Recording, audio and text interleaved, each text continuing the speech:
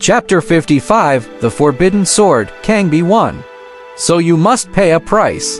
Liu Fugue's voice was eerie and low, chilling to the bone. Chu Jianyu's hand, gripping her sword hilt, began to tremble slightly.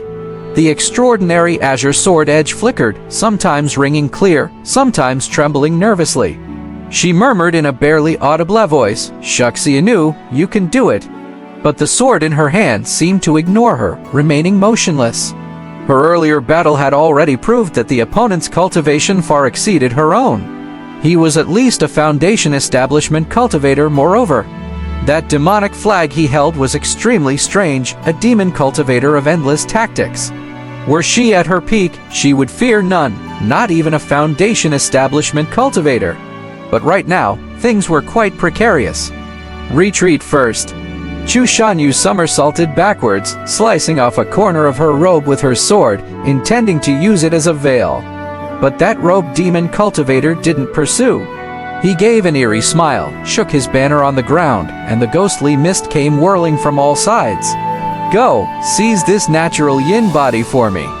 Whoosh! At the same time, a black light shot out from the demon cultivator's palm, slicing through the sky like lightning. Prick! Jianyu in mid-air stalled, the corner of her robe fluttering down. She felt as though a sharp weapon had impaled her. There was no visible wound, but her body stiffened in mid-air, then she fell heavily to the ground.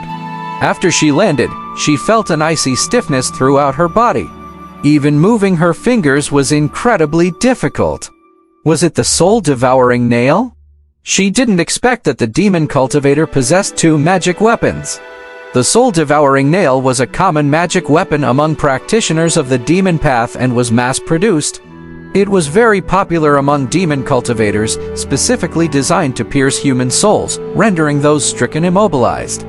The surrounding ghostly mist surged towards her in a thick wave, forming countless ghost hands on the ground that controlled her whole body. Footsteps echoed continuously from behind. "With you serving as my main soul, my golden core can be formed. You're such a pure woman, I'll refine you into the most seductive female Rakshasa and let you bewitch other men." Hee, glee-filled laughter reverberated through the alley. "Kingly, how is it? Can you see where this strand of yin qi is coming from?" The sky was still pitch dark, with no one on the streets. Han Yi halted and turned to look at the guide in front of him, the white fox, asking with a furrowed brow. "Yes, sir, no problem. My fox eyes can see the swirling yin qi. It's easy to find." The white fox took a glance at a corner of the street, saw the black qi constantly rising, and quickly locked onto the source of the yin qi.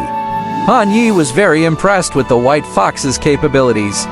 At present, he could only detect ghost objects just a little. To actually track one was still quite hard, so he had to rely on the little fox. "But why do I feel like this yin qi has been intentionally released to attract people over?" Tushin Kingly asked curiously.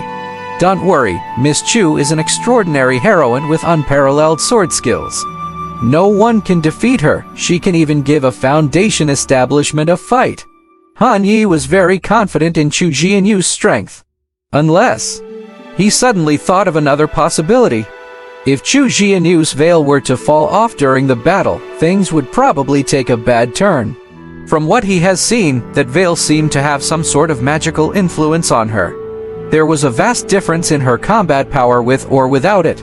"I hope it doesn't come to that," Han Yi muttered as he caught up with the white fox. "Sir, it's just ahead." Tushin Kingly could sense that ahead was the source of the yin qi. In the depths of the alley, a woman was down, and a man in a black robe was laughing wickedly. "It seems that the situation isn't as optimistic as you thought, sir. There seems to be a rather strange person, I know." Han Yi snatched the floating corner of the dress out of the air, clutched it in his hand, and immediately understood what had happened. "Can you handle it?" He looked at the little fox and asked directly. "Foundation establishment realm. No big problem. That magic weapon might be a bit troublesome. I'll have to go full out, but if I do that, I'll be exposed to her." "Sir, have you thought about it?" Throughout, she had been taking on the role of Han Ye's protector, repaying his karma. "Take action," Han Yi said decisively. The two planned to ambush the robed demon cultivator directly. But as soon as they stepped in, the demon cultivator became aware of them. His gaze was cruel and sharp, sweeping directly to the two outside. Seeking death, with a jingling from the bell on top of the demonic flag, 4 strands of black air suddenly drilled out. Transforming into vengeful ghosts, they bared their teeth and claws, aiming to claim Han Ye's life. Han Ye was well prepared, his fists charged with true ki. His arms roared like a dragon and tiger, snapping and cracking loudly. The fiercely yang ki of the dragon and tiger breath burst forth, clashing with the 4 ghost images. Boom! Their coil hit him, causing Han Ye to grimace, refreshing. Shaking numbs my hand. That'd been a long time since he had met anyone who could compete with him in terms of power. This time, what he met wasn't a person but a ghost. These ghost beings had undergone special refinement and accumulated considerable power. A mere ki cultivator, you think you can play hero? The black-robed elder looked at Han Ye, blocked by the ghosts, and sneered. Eyeing Chu Shanyu laying on the ground, Hegla waited very good, 2 for the price of 1. It's a pity, I prefer women, Han Ye. Lying on the ground, Chu Shanyu called out in her heart. Seeing Han Ye rush over for her, she was a bit taken aback, yet she quickly worried. He was only at the cup realm in ki cultivation, how could he be a match for this demon cultivator?